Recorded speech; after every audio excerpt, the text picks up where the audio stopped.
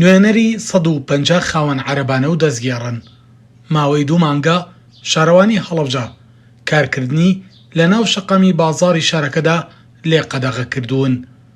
لە بەردەم شارەوانی هەڵەبجەشدا گربوونەوە داوایان کرد کێشەکەیان بۆ چارەسەر بکرێت. ئێمە کۆمەڵێک کاسبیکارین باشە لە پێش ڕەمەزان و هەروە بێهۆ بە بێەوەی بازار ناشرینکەم بە بێەوە بازار پیسکەین هاتنیان خەتە کردین. یەکاکە کابرا بیر لەوە ناکاتەوە بڵێ ئەم خەڵکە لێرە کاسبیەکە ماڵ و مناڵی هەیە کرێچیە بێمەعاشە تێگەی هەر ڕاستەخۆ دەریان کردین. ئێستا ژێمە هاتوینە بەردەم سەرۆکی شارەوانی داوای ئەوەمان کردووە جێگەمان بکەنەوە لە بازار. بەخوات ئەوە 2 مانگە نەیاڵم بێنە بازار 1 ملیۆن زەرەرم کردو هەموو نیمەوە عەرەبانی.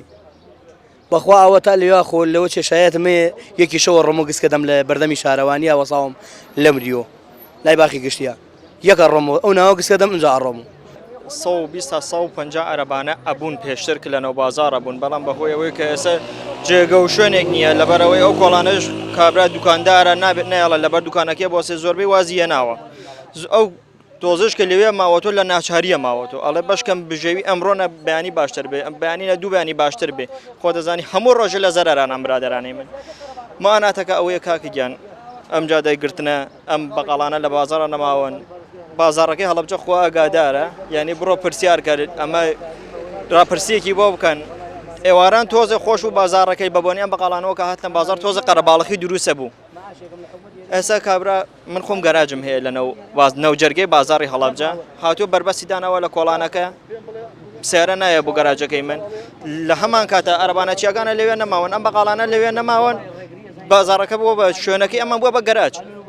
شارەوانی هەڵەبجە لیژنەیەکی ڕاستپاردووە بە دوواداچوون بۆ کێشەکانیان بکرێت لەسەر 2 ئاستیش وەڵام بدرێتەوە. ئاستی یەکەم بژێوی خەڵک مسۆگەر بکەین، ئاستی دووەممان ناوەندی شار ڕواڵەتێکی شار و مەدەنیەتی پێوە بێت. بازاڕی هەڵەبجە یەکێکە لەو بازاڕانەی کە پێویستی بە بەرفراوانکردن و ڕێخستنەوە هەیە. شارەوانی شارەکەش لە ئێستادا سەرقاڵی نۆژەنکردنەوەیە. خاوەن عەرەبانە و دەستگێڕەکانی هەڵەبجەش داوا دەکەن ڕۆژانە چەند کاتژمێرێکی دیاریکراویان بۆ تەرخان بکرێت تاوەک بتوانن لە بازاڕی هەڵەبجە بژێوی ژیانیان پەیدا بکەن. سەلاح جەمیل، کورسات نیوز، هەڵەبجە.